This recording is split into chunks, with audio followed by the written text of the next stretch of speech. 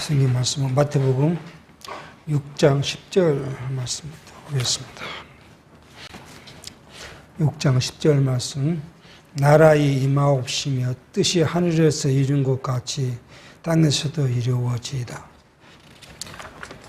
오늘날 우리에게 일용할 양식을 주옵시고 우리가 우리에게 죄 지은 자를 사하여 준 것 같이 우리 죄를 사하여 주옵시고 우리를 시험에 들리게 하지 마옵시고 다만 악에서 구하옵소서. 나라와 권세와 영광이 아버지께 영원히 있사옵나이다. 아멘. 우리는 성경의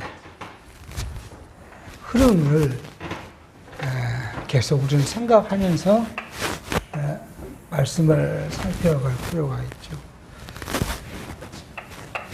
예수님께서 오셔서 이루신 것, 예수님 오신 목적이 우리는 구속사에서는 인간의 구원의 목적이라고 이렇게 가리킵니다. 그러니까 예수님이 오신 목적이 인간의 구원이니까 성경에 그 구원의 관점으로 성경을 보는 거죠. 그렇지만 우리 성경신앙은요, 예수님께서 오신 목적이 하나님 나라를 성취하시는 것이죠. 이 하나님 나라, 어디서 하나님 나라를 성취하셨냐?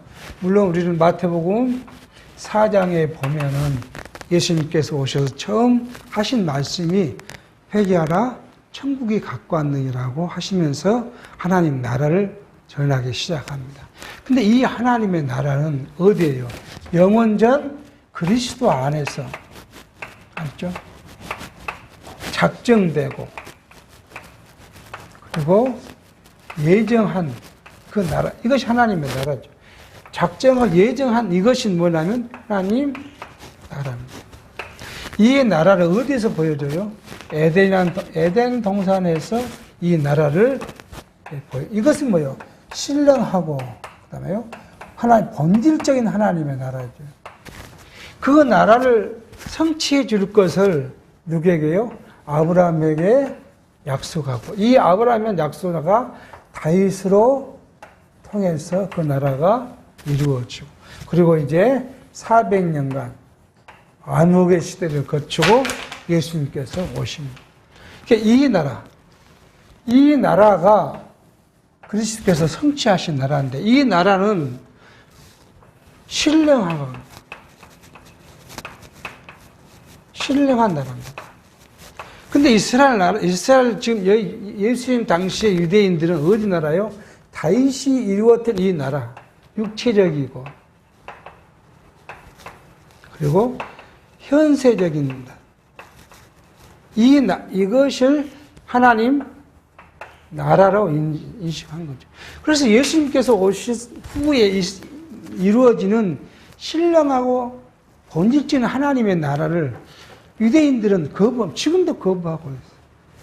그래서 이 메시아가 오면 로마로부터 자기들을 구원해 줄 그 메시아를 이제 유대인들은 원하고 있는 것이죠.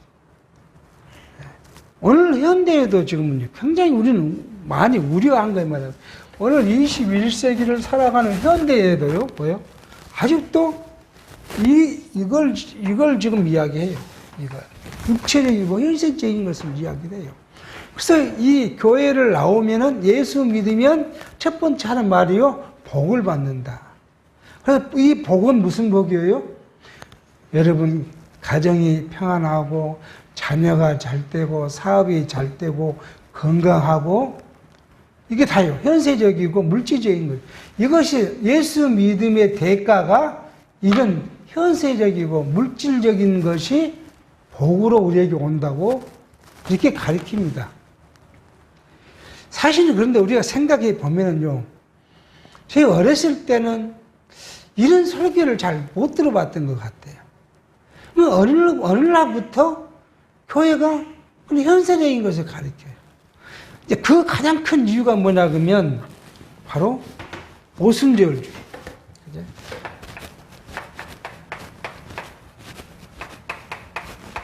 오순절주의의 영향입니다. 이게 우리나라 같은 뭐예요? 순복음, 이거 오순절 교회잖아요. 오순절 문화면, 이 예수님 당시, 예수님 돌아가시고 이만큼 오면 이제 사도행전 시작하면 이때 오순절에 성령이 오시죠.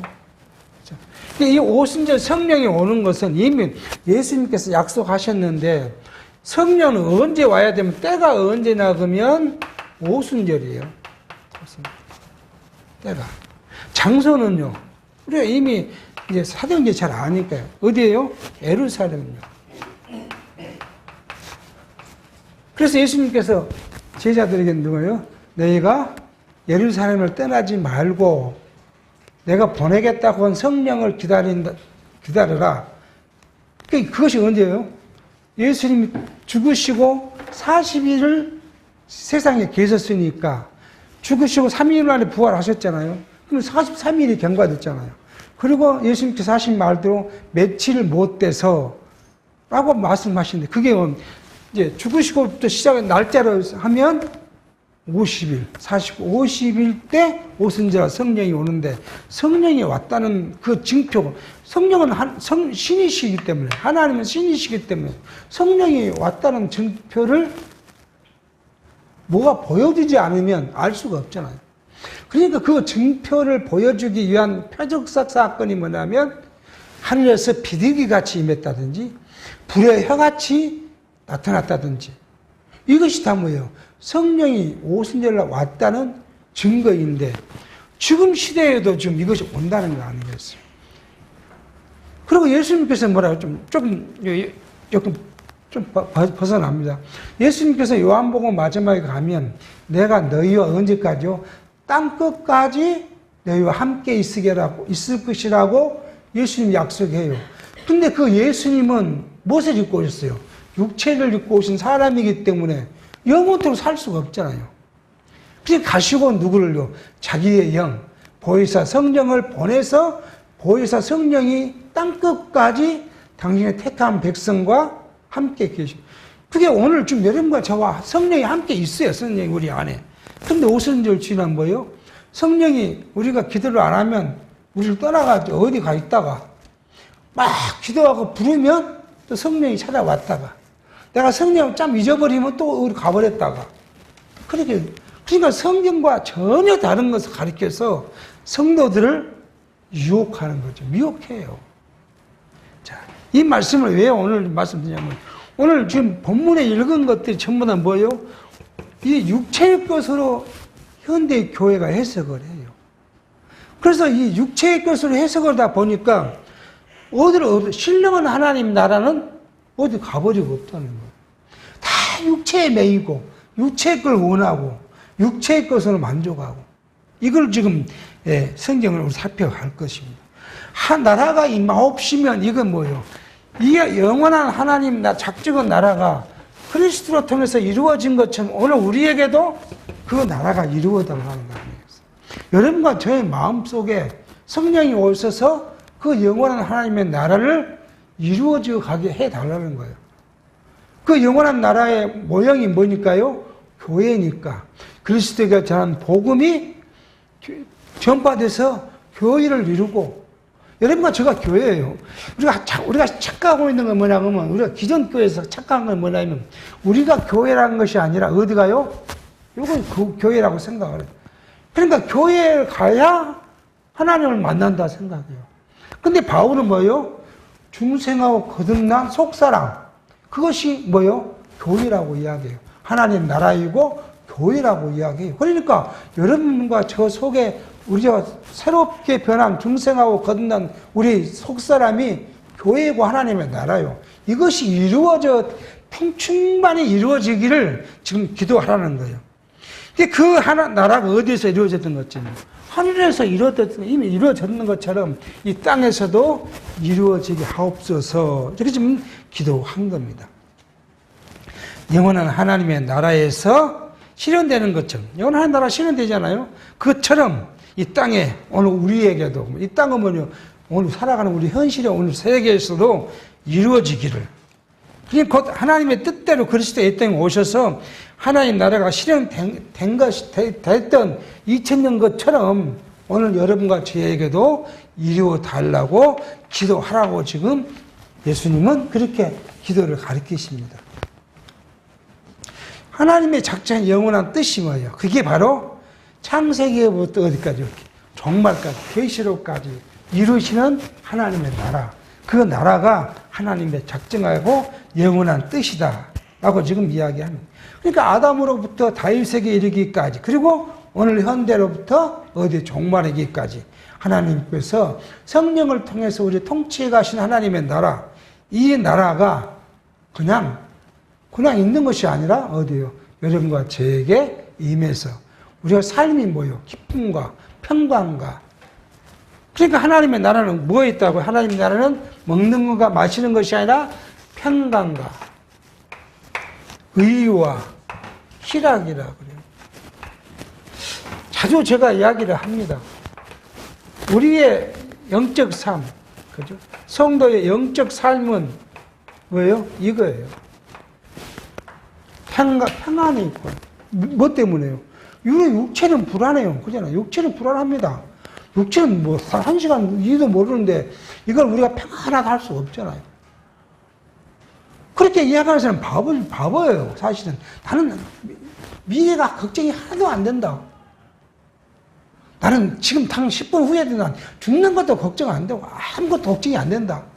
그렇게 말하는 사람은 둘 중 하나잖아요. 바보거나, 아니면 모든 조건을 다 갖추고 있는 사람이거나. 근데 세상에 모든 조건을 다 갖춘 사람이 있겠습니까? 돈 많은 사람도 불안해서 막 돈을 수백억, 수천억, 1년에 연봉을 몇백억, 몇천억을 받는 대기업 회장도 불안한 마음으로 살아가고 있잖아요. 그러니까 세상에 모든 걸 갖춘 그런 인간은 없어요. 그럼 뭐예요? 그럼 아니면 바보겠죠. 근데 우리는 어떻게 해서 평안할 수가 있어요? 우리의 주권자가 누구예요? 우리의 주권자. 주권자가 하나님이라는 것. 하나님이 우리의 주권자라는 것. 이것이 믿어지면, 믿어지지 않으면 불안해요. 불안합니다. 그러니까 늘 우리가 기도할 때 뭐예요? 내가 영육간에 우리의 삶을 하나님이 주관해 주시고, 하나님이 주관자라신 것을 믿어지게 하고, 그 다음에 그 믿어진 만큼 하나님을 의지하게 하고, 또 그 의지하는데 우리가 믿고 의지한 만큼 그 하나님을 신뢰해야 될 거 아니에요. 이게 신뢰가 되게 해달라고 기도하지 않습니까? 근데 그 신뢰의 폭이 깊어지고 그 신뢰의 폭이 넓어지면, 그 말은 다시 말해서 내 영역의 모든 삶 영역을 다 하나님이 주관한다고 믿어지게 하시면, 그렇게 믿어지게 해달라는 거잖아. 그렇지면 뭐예요? 그때 내가 오늘 굶어도, 내가 오늘 병든 것도 하나님이 나를 병들게 하시고, 또 내일 나를 치료해 주실 것이고, 아니 치료를 안 해줘 이대로 죽더라도 뭐예요? 내가 하나님 나라에 갈 거니까. 그래서 그 평안해 줄 수 있는 거예요. 내가 오늘 굶고 내일을 또 굶을지라도 그 육체적인 거죠. 육체적이고 세속적인 것이 아니라 신뢰하는 것이 뭘 지배해요? 육체를 지배하면, 세속적인 지배하면 우리가 평강을 얻을 수가 있습니다. 그리고요, 나는 죄인이니까, 그잖아요. 나는 죄인. 오직 그리스도의 의를 내가 힘입어 당신 앞에 나갑니다. 그걸 지금 이야기하는 거고요. 그리고요, 우리의 삶이 이 두 가지가 조건이 되면요, 조건이 되면 우리는 뭐요? 기쁨으로 살아갈 수 있는, 원망이 아니라 기쁨으로 살아갈 수 있어. 자, 이것을 뒤에는 예수님께서 뭐라고 베드로에게 어떻게 용서를 하는데 몇 번씩요? 베드로가 참 크게 인심을 썼습니다. 예수님 같은 걸로요, 7번 정도는 용서해도 되겠습니까? 그러면 예수님 만족하십니까? 그러니까 예수님 뭐라고요? 무슨 소리 하고 있느냐? 70번씩 7번이라도 용서하라. 아니, 전체를 다 그렇게 용서하는 것도 어려운데, 예를 들어서 같은 잘못을 490번을 용서하라 하면 용서가 되겠습니까? 물론 이 모든 것은 예수님께서 모든 죄를 걸머주시고 십자가에 죽으시고 우리를 죄를 다 용서하실 것에 대한 예표로서 보여주신 말씀이지만 그런 일이 가능한 것은 뭐예요? 내가 죄인이란 거다. 내가 죄인인 줄 알기 때문에 지체도 용서할 수 있는. 이제 뒤에 그 이야기를 합니다. 자. 그렇게 예수님께서 말씀하시고는요. 오늘날 우리에게 일용할 양식을 주옵시고 그렇게 이야기를 합니다. 일용할 양식을 주옵시고라는 기도는 사람이 날마다 먹고 사는 육신의 양식을 구한 것이 아니라 어디요? 신령한 양식을 이야기합니다. 물론 예수님께서는 이렇게 또 말해요. 너희는 무엇을 먹을까? 무엇을 마실까? 무엇을 입을까? 염려하지 마라. 이것을 구하는 것은 다 이방인이 구하는 것이고 너희 천부께서는 그것을 너가 때에 따라서 입을 것도 먹을 것도 잠잘 것도 다 필요한 줄 알고 구비하실 것이다. 그러니까 육체를 구하지 말고 뭐래요? 신령한 하나님의 나라와 그 의를 구하라. 그렇게 약속하셨기 때문에 우리가 구하는 것은 신령한 걸 구하지만은 우리의 육체는 뭐예요? 하나님께서 책임져 주신다는 거예요. 어떻게 책임지세요? 내게 필요한 정도로만요. 너무 많이 주면 그것으로 하나님을 잊어버리니까 너무 많은 것도. 내가 너무 적게 주면 하나님은 내가 궁핍한 가운데 하나님을 원망할 수 있으니까 궁핍하지 않을 정도. 근데 이게 지금 교회는 무엇을 구해요? 현대 교회는요? 이걸 구하잖아요. 그래서 삼박자 축복으로 한 거 아니에요. 요즘은 그걸 조금 그거에서 뜸합니다. 너무 그걸 가니까 좀 신학적으로 문제를 있다 하니까 좀 뜸해요. 삼박자 자녀가 축복받고 물질의 경제 돈의 축복을 받고 자신의 건강이 축복을 받지 않으면 구원받은 것이 아니다. 이렇게까지 시작했어요. 처음 시작할 때 그 사람들. 그래서 자기 교회에 출석한 사람이면 조직적으로 처음에 움직였어요. 젊은 사람들, 뭐 서울에 올라가가지고 자취하는 학생들, 조직적으로 거기 가갖고 뭐세요? 쌀도 갖다 놓고요. 막 그렇게 해서 자기 교회 성도를 만들려고 정말 인간적 모든 조직의 수단을 다 동원했던 적이 있어요. 지금도 근데 지금은 그렇게 한다는 이야기는 안 하더라. 그 다니는 출석하는 그 교인들 이야기 들어보면 그렇지는 않는다 그래요. 근데 초기에는 그랬어요. 그래서 물질적인 것이 복이라는 것을 계속 가르쳤던 것이죠. 일용한 양식이라는 것은 하늘로부터 내려오는 신령한 생명의 양식. 이걸 예수님이 이렇게 말해요. 요한복음 6장 33절에 그렇게 말합니다. 하나님의 떡은 하늘에서 내려 세상에게 생명을 주는 것이니라. 저희가 가로되 주여 이 떡을 항상 우리에게 주옵소서. 예수께서 가라사 내가 곧 생명의 떡이니 내게 오는 자는 결코 줄이지 아니할 터이요 나를 믿는 자는 영원히 목마르지 아니하리라. 그러나 내가 너희들어 이르기를 너희는 나를 보고도 믿지 아니하는도다 하였느니라. 예수님께서는 뭐요? 자기가 생명의 떡이라고 이야기해요. 예수님, 그게 말씀이, 그 복음이 생명의 떡인데, 생명을 떡을 원하는 것이 아니라, 현대는 뭐예요? 물질의 것을 이야기를 해요. 예수님께서 이걸 또 이야기를 합니다. 많은 사람들이 예수님을 따르니까, 너희가 나를 따르는 이유는 어디에 있다고요? 나를 믿어서가 아니라, 내가 준 떡을, 그 뭐요? 오병이어의 그 떡을 먹고 그걸 먹고자 원해서 나를 따른다고 책망하신 말씀도 있어요. 오늘날 우리가 일용한 양식을 주옵시오. 이게 우리가 기도하는 제목의 이유가 뭐냐 그러면 우리가 하나님의 말씀을 잠시 놓쳐버리면 우리는 누구를 잊어버려요? 하나님을 잊어버려요. 말씀에서 우리가 떠나면 하나님을 떠나요. 그냥 말씀을 우리에서 놓쳐버리지 않도록 하기 위해서 늘 하나님의 일용한 양식, 말씀을 우리에게 공급해달라고 기도할 수밖에 없고요. 그 공급의 방식이 뭐예요? 우리가 말씀을 묵상하고 그 말씀을 읽고 생각하는 것이. 자. 그리고 우리가 이미 앞에서 살폈습니다만은 예수님께서 줄이시고 목마름에 그 시험을 받으시죠. 그리고 그 시험의 채찍 것으로 뭐예요? 사단이 예수에게 말한 것은 뭐예요? 돌들로 떡덩이가 되게 해서 너가 배고프지 않게 해라. 그랬더니 예수님 하는 말이요. 사람이 떡으로만 살 것이 아니라 하나님 입에서 나오는 말씀으로 살아야 된다고 그 사단을 물리칩니다. 그러니까 이 말씀 전체를 보면 우리 육체의 삶 속에서 우리는 물질로 공고함을 받을 수 있고요. 물질 때문에 우리가 유혹을 받을 수 있고요. 시험을 받을 수가 있어요. 근데 이것은 육체를 입은 우리는 이것을 극복할 수 없어요. 그러나 뭘로요? 성령을 통해서 하나님의 말씀으로 이것을 극복할 수 있다는 사실을 우리에게 이야기합니다. 그런가 하면 요한복음 1장 1절은 우리에게 큰 이 경고의 말씀을 날립니다. 태초에 누가요? 말씀이 계셨는데 이 말씀이 누구라고? 예수 그리스도라고. 이분이 누구와 함께 있었고요?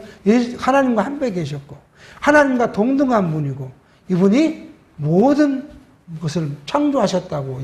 이분이 우리에게 말씀 노고스로 오셔서 우리 속에 살아 움직이십니다. 그러니까 이 노고스를 번역할 수 없기 때문에 그냥 말씀으로 번역했는데 이 노고스란 말 안에는 넓은 의미가 포함되어 있습니다. 이 노고스란 것은 자기 뜻을 실행한다는 말이 있어요.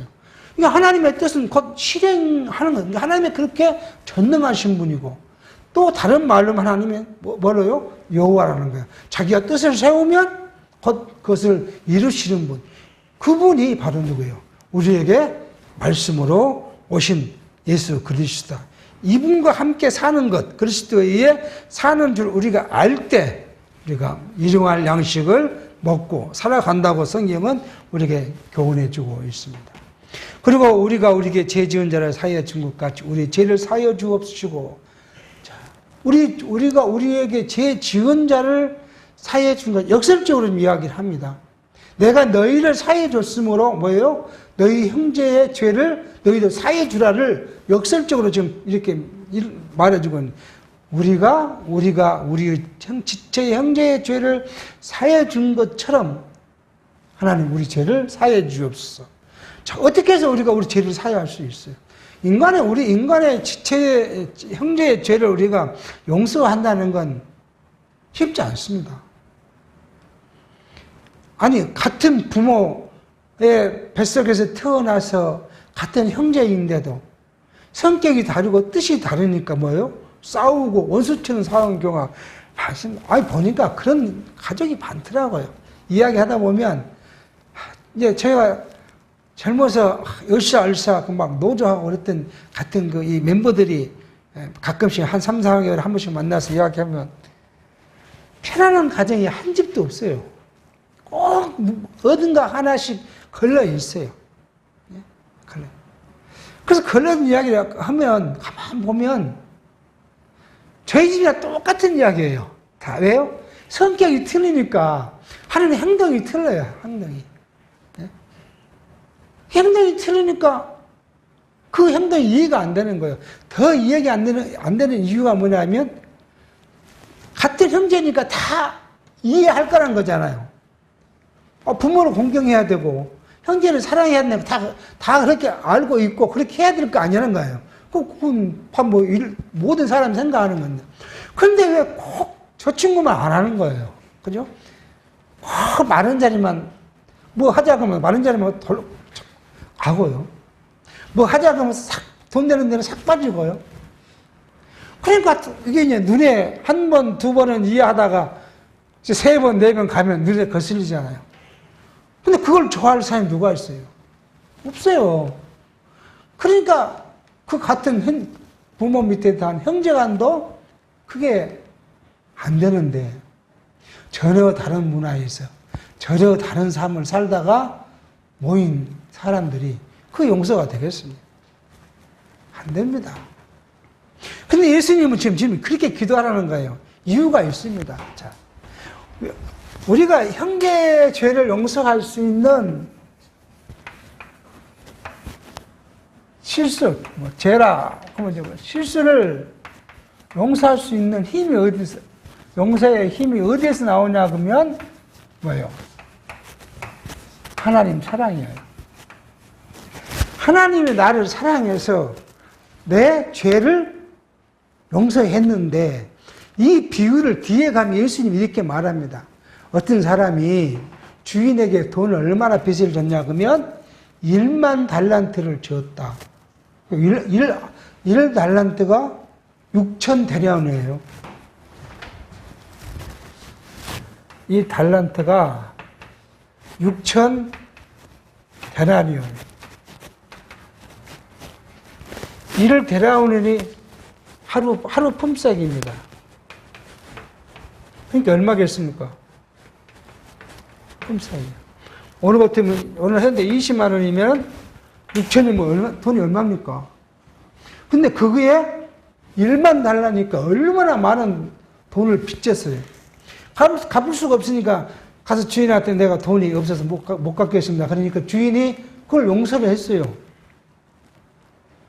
근데 이 사람이 자기 친구가 100달러를 빚을 졌는데 와서 내가 형편이 어려우니까 다음에 갚을까 좀 그렇게 요청했다는 거 아니에요. 그러니까 이 사람이 나한테 돈을 안 갚아? 그리고 잡아다가 고개에 넣었다는 거예요.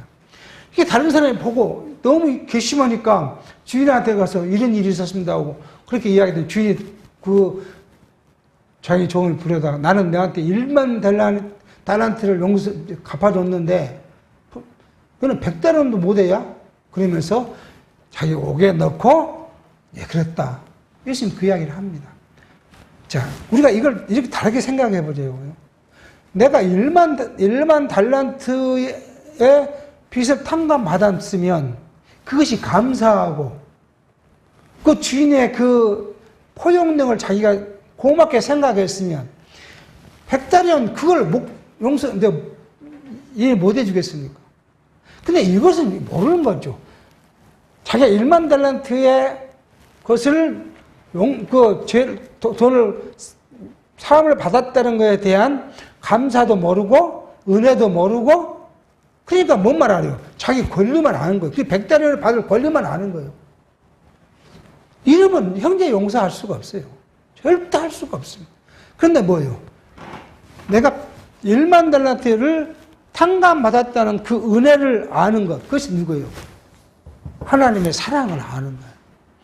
나 같은 죄인을 하나님이 용서해 주셨는데 그것을 느끼니까 그 감사 때문에 누구예요? 작은 실수. 나는 하나님 앞에 눈에 뭐예요? 이건 들보잖아요.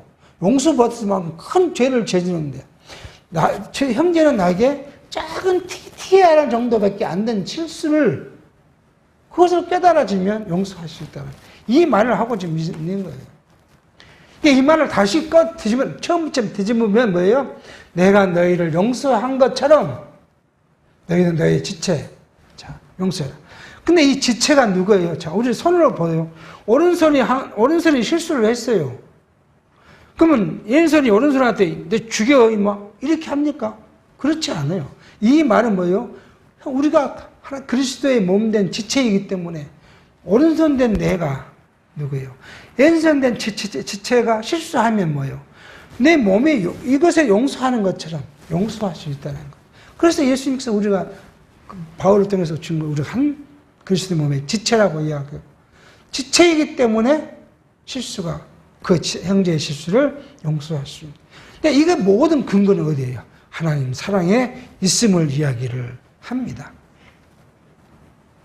13절 우리를 시험에 들게 하지 마옵시고 다만 악에서 구하옵소서. 나라와 건설와 영광이 아버지께 영원히 쌓옵나이다. 자, 우리가 정말 구해야 할 것이 이거라고 생각해요. 다 구해야 할 조건인데요. 뭡니까? 하나님 우리가 세상을 살아가면서 우리가 어쩔 수 없이 세상을 살아가야 되니까 눈에 보이는 것이 다 세상 것이니까 이걸로부터 우리가 시험 당하지 않도록 나를 지켜달라는 기도가 우리의 가장 큰 기도가 되지 않을까 생각합니다. 우리는 눈만 뜨고 귀만 열면 세상 것입니다. 모든 것이 세상의 것이고 세속적인 것이고 육체적인 것인데 여기에 현혹되면 우리는 뭘 잃어버릴 수 있습니까? 영원하신 하나님을 잃어버릴 수 있기 때문에 이 세상에서부터 나를 그리고 우리가 세상의 악속에 살아간 우리를 성령께서 구하셔서 영원한 하나님 나를 소망 삼고 살아가도록 인도해 줄 것을 기도해야 합니다. 뿐만 아니라 가로등 나 있는 것이 나라와 건세와 영광이 아버지께 영원히 있사옵니다 한 말은 본문에는 없지만 다른 사본에는 있는 말씀이죠. 근데 이 말씀이 왜 우리에게 중요한 거나, 나라와 건세와 영광이 누구에게만 있어요? 하나님 아버지에게. 성경에는 권세, 영광, 이 표현은 뭐예요? 하나님에 대한 표현이에요. 하나님께만 있는 권능과 그 능력, 그리고 하나님이 존재 자체가 뭐예요? 영광. 이것이 하나님이에요. 근데 현대요, 이상한 풍조가 있습니다. 물론 과거에도 없지 않아 있었어요. 목사가 뭐라고요? 하나님의 정권 대사라. 요즘도 그런 말 한다고 그러더라고요. 또 요즘 뭐라고 이야기하냐면, 목사가 뭐에 있다고요? 권세가 있다고 한다는.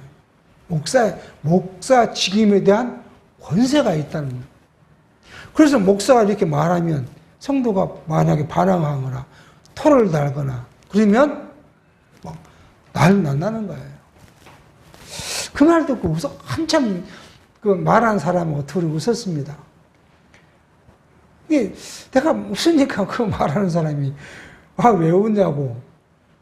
목사가 무슨 권세가 있냐고. 하나님에게만 권세가 있고, 권위는 말씀의 권위 때문에 말씀을 전하는 목사에게 존경하는 것이지 권위에 있는 것이 아니라. 자, 봐라. 디모데전서에 보면 우리가 다스리는 장로를, 잘 다스리는 장로를 배나 존경할 것이되 특히 말씀을 가르치는 장로에게 더할 것이니라. 근데 존경하라 했지. 무슨 목사의 권세 앞에 순복하라고 했느냐. 성경에 목사라는 직임은 딱 한 군데 나온다. 디모데전서에 그렇게 나오는데, 목사와 가르치는 것과 목사와 교사와. 이게 현대 교회가 교회를 세워가는데 성도를 섬기는 일에 가르친 자도 세우고 다스리는 자도 세우고 그리고 목사도 세우고 교사도 세우는데, 어디 목사가 무슨 특별한 직분으로 성경이 가르치는 곳이, 기록한 곳이 어디 있느냐. 목사는 말씀을 가르친 자로서 존경받는 것이지 목사가 권위가 있어서 존경받는 것이 아니다. 처음에는 이해를 잘 못해요. 일반 교회에서 그렇게 말했다는, 거기서 쫓겨난다는 거예요. 그러니까 세상이 어디로 가고 있어요? 하나님과 예수 그리스도는 어디 가버려요. 하나님에게만 권세가 있고 영광이 있고 예수 그리스도에게만 권세가 있고 영광이 있는데, 그걸 누가 가져가 버렸어요? 목사가 가져가 버려요. 그러니까 목사가 그렇게 가져가고 자기 혼자 누리기가 좀 민망하면 누가 좀 나눠줘요? 장로에게 좀 나눠줘요. 그래서 장로가 뭐라 하면 교인들이 순종해야 한다. 근데 성경은 뭐라고, 장로가 뭘 해야 한다고요? 성도들을 잘 섬길 때, 장로가 다스리는 일은 뭐냐면 성도를 섬기는 일이 다스리는 일이라고 성경은 이야기하는데, 목사가 자기 권위를 막 누리다가 좀 미안하면 조금 나눠줘가지고 장로도 좀 이제 목에 한번 목 주고 돌아다녀요. 이게 얼마나 현대가 신령한 하나님의 나라를 잊어버리고 아직도 다윗 같은 나라. 왕이 권세가 있잖아요. 왕이 권세가. 육체적인 왕이 권세가 있고. 그럼 그것을 지금도 여전히 이야기하고 있는 모습을 볼 수 있습니다. 자, 14절, 너희가 사람의 과실을 용서하면 너희 천부께서도 너희 과실을 용서하려니와 너희가 사람의 과실을 용서치 아니하면 너희 하나님께서도 너희 과실을 용서하지 아니하시라. 만약 이 말씀대로 그대로 직역을 하면, 그러면 하나님, 우리가 내가 기도해도 내 형제 지구세의 과실을 용서 안 했으니까 하나님 용서 안 해준다. 예. 그렇게 설명할 거 아니에요. 그러니까 뭐라고 기존 교회 설교를 이 말씀 설교 잘 하지 않습니다. 좀 애매하니까. 근데 이걸 그렇게 하면 우리가 하나님께서 우리에게 죄를, 예수가 그리스도께서 우리를 용서했다고 선을 했다고 가르쳐 놨는데, 이 말 그대로 또 이야기하면 그럼 용서를 하나님 안 하신단 말인가? 이렇게 되니까 잘 안 해요. 이걸 다시 앞에서 똑같은 이야기예요. 내가 너희를 용서한 것처럼 너희 형제, 지체는 너희 형제를 용서하는 거. 이건 여기 중요한 건 뭐예요? 지체예요. 사단이 내게 한 것까지 내가 용서하란 말은 아니에요. 그러니까 그것을 지혜롭게 생각해야 하는 거예요. 너희는 뱀처럼 지혜롭고 하신 말씀이 뭐냐 그러면 우리가 사단의 놀림을 당하거나 사단으로부터 조롱을 당해서는 안 되잖아요. 그러니까 사단의 실수나 사단이 우리를 게임한 몰들을 다 용서하는 것이 아니에요. 우리 형제된 지체에 대한 실수, 지체가 잠깐 나에게 실수할 수 있어요. 말을 하다가 생각 않고 뭐 던졌는데 그게 내가 상처가 될 수 있는 것이고요. 이런 것이 있을 수 있는 그 지체와 관계에서의 지체의 실수를 하나님이 내게 용서하셨던 것처럼 나도 너희도 용서하라. 이것을 지금 이야기하고 있습니다. 이러한 일들은 하나님 나라 백성된 성도는 그리스도의 몸된 지체에 대한 곧 진리가 같은 신앙을 고백하는 지체를 포용하고 또 천국의 백성의 로서의 처세를 지금 말하고 있는 거예요. 이게 천국을 소유한 자 이 말이에요. 우리가 여기 가장 큰 이유는 뭐냐면 천국을 소유한다. 신령하고 본질적인 천국, 육체적인 것이 아니에요. 우리가 육체적인 것은 이 천국을 소유한 자. 이게 성도잖아요. 이 소유한 자만이 할 수 있는 특권이에요. 이게 뭐냐면 의무가 아니고 특권입니다. 의무라면 우리가 누구를 막 용서를 해야 되는데 그것이 아니에요. 우리가 하나님의 사랑, 천국을 우리가 갖고 있기 때문에 우리 마음이 포용력이 생기고 포용력이 생기기 때문에 지체를 용서할 수 있는 마음이 생겨요. 이거 우리가만 갖고 있는 특이. 세상 사람은 이걸 가질 수가 없습니다. 성경에 말한 모든 것들은 하나님 나라 백성들의 자세지만 하나는 특권이에요. 우리만 누릴 수 있는 거, 우리만 할 수 있는 일. 이것을 지금 이야기합니다. 자, 그리고 이어서 계속 이야기합니다. 어떻게 이제 살아갈 건가를 지금 계속 이야기하는데 16절 금식할 때 너희는 외식하는 자와 같이 슬픈 기색을 내지 말라. 저희는 금식하는 것을 사람에게 보이려고 얼굴 흉하게 하느니라. 내가 진실로 내게 이르노니 저희는 자기 상을 이미 받았느니라. 이 말씀은 누구를 지금 가리키고요? 외식하는 자, 바리새인들을 가리킵니다. 바리새인과 서기관과 제사장들은 어디에요? 제 성전에 나가서 그 길거리 어귀에 사거리에서 그리고 뭐요? 자기가 금식했다고 막 오만 상을 쓰고 세수도 않고 머리 막 헝클어가지고 그리고 자기 금식 기도하고 했다고 그렇게 자랑을 한다는 거 아니에요. 이게 너희는 그렇게 하늘의 나라님 나라의 백성된 너희는 그렇게 기도하지 말라는 거예요.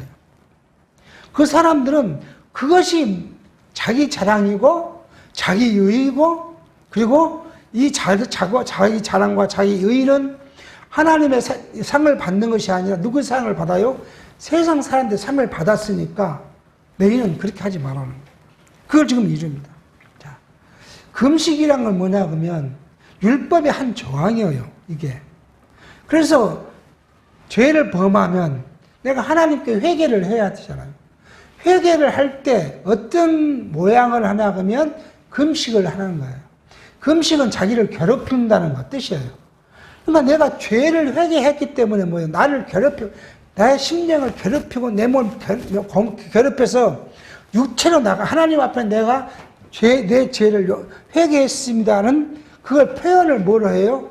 육체의 모습으로 하는 거예요. 왜? 구약시대는 육체시대니까요.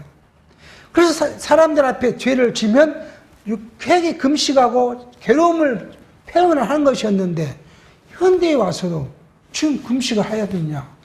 그렇지 않아요. 예수님께서 계속 말씀합니다. 이 금식을 이제 어떻게 해야 되는가? 금식을 어떻게 해야 되냐면 바로 너희는 금식할 때에 머리에 기름을 바르고 얼굴을 씻으라. 이는 금식하는 자로 사람에게 보이지 않고 오직 은밀한 중에 계신데 아버지께 보이게 하려 함이라. 은밀한 중에 계시는데 아버지께서 갚으시리라. 금식은, 기도는 뭐예요? 하나님과 나와 관계예요. 이런 이야기를 이제 다른 그 교회, 기성교회에서 그런 이야기 하더라고요. 우리가 다른 지체를 위해서 중보의 기도를 하는 거 어떻습니까? 그런 질문을 하더라고요. 그래서 그런 이야기를 했어요. 우리의 중보자는 누구예요? 예수 그리스도 한 분뿐이시다. 예수 그리스도께서 나를 위해 기도한 것이고 나는 예수 그리스도를 힘입어 직접 하나님께 우리가 나아가도록, 그게 바로 성전 휘장이 위에서 아래로 찢어진 사건이 바로 그와 동일한 것이다. 성소와 지성소의 벽을 허물음으로써 오직 대제사장만 일년에 한 번 들어갈 수 있는 지성소를 우리가 날마다 나아가게 한 것이 바로 예수 그리스도의 구속의 십자가의 사건인데, 중보자이신 예수 그리스도를 힘입어 내가 나가는 일을 제3자가 나를 대신해서 기도한다? 그것은 성경과 거리가 먼 것이다. 비록 우리가 선한 지체의 어려움을 보고 선한 마음으로, 같은 마음으로 기도는 할 수 있지만 내가 다른 지체를 위한 기도를 한다. 이건 있을 수가 없다. 그랬더니 처음에 잘 이해를 못하다. 왜요? 기존교회는 그렇게 한다는 거예요. 중보의 기도를 한다는 거예요. 아니, 그것을 설명해서, 그건 바로 어디서 온 폐단이냐 그러면 천주교에서 온 폐단이다. 거기는 사제가, 일반 평신도가 사제한테서 고해성사를 하면 사제가 죄 없다고 용서를 해놓고 자기는 그놈을 가지고 다시 하나님께 나가서 이 사람의 죄를 용서해 주십시오 하고 기도한, 그게 사제주의인데 아직도 그것을 못 버리고 온 그 폐습이다. 우리는 누구를 위해서 중보 기도할 수 있는 자격도 없고 그 기도가 효능이 없고 오직 예수님이 우리를 위해서 기도하신 것이고 예수님의 은을 힘입어서 내가 하나님께 직접 나가. 이게 우리 기독교 장로교의 교리거든요. 그러니까 이 금식에서 그렇게 넘어왔는데, 이 금식은 하나님과 내 죄, 이스라엘에서도 제사장을 통해서 죄 용서를 받기 위해 제사를 드리지만 다른 한편은 뭘 하게요? 하나님과 나와 관계에서 지금 이것을 설정해 놓으신 하나님의 은혜예요. 하나님의 사랑이에요. 내가 제사장을 통해서만 한 것이 아니라 뭐예요? 너가 나한테 직접 와서 하나님께 기도해라 하는 하나님의 한 사랑의 조항입니다. 자. 그러면 오늘 우리는 이 금식을 우리는 오늘 할 필요가 있느냐? 그렇습니다. 우리는 결론적으로 말하면 우리가 금식할 필요가 없다고 이야기합니다. 예수님께서 우리에게 이렇게 말합니다. 예수님의 제자들이 금식하지 않으니까 물었어요. 왜 요한의 제자도 금식하고 우리도 금식하는데 당신의 제자들은 금식하지 않냐? 예수님이 하신 말씀이 뭐예요? 혼인잔치에 신랑과 함께 있는 사람들이 왜 금식해야 하느냐? 또 유대의 결혼 풍습이 그랬다 그래요. 결혼을 1주간 하잖아요. 결혼식을. 1주간 하는 동안에는 율법이 못하게 하는 것도, 율법을 어겨도 죄가 되지 않았다는 거예요. 그러니까 이것은 달고 말은 뭐예요? 영원하신 신랑으로 오신 예수 그리스도와 신부된 교회, 우리 성도들이 혼인잔치에 있는데, 이런 것 지금 하늘나라에 혼인잔치에 있어요. 이 하나님 나라가 지금도 하나님의 나라를 이루지만 앞으로 영원한 하나님 나라도 있을 거예요. 이 혼인잔치에 있는 우리가 금식할 이유가 없다는 거예요. 또 이 금식은 누가 이루실 것이에요? 예수 그리스도께서 십자가에 죽으시고 3일간 동안 영원한 지옥에 있으면서 금식하실 것에 대한 모형으로서 우리 보여주신 것인데, 그러면 우리가 금식을 하는데 이유가 없다 하는 것을 이야기를 합니다.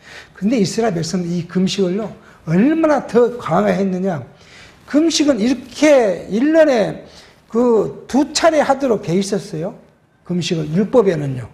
그런데 이 사람들이 바벨론 포로 온 후에 부림절 이런 것 절기에도 금식을 하도록 했다가 다시 이스라엘 유대인의 장로들의 관심을 보면 일주일에 2번씩 했어요. 그러니까 예수님께 나와서 발생이 그냥 우리는 전 일주일에 2번씩 금식하고 11절로 하고 뭐 이런 기도의 내용을 우리가 볼 수 있는데 예수님의 당시는 이걸 더 과항해서 너희들은 이틀에 그렇게 해서 금식을 했던 것을 우리가 볼 수 있습니다.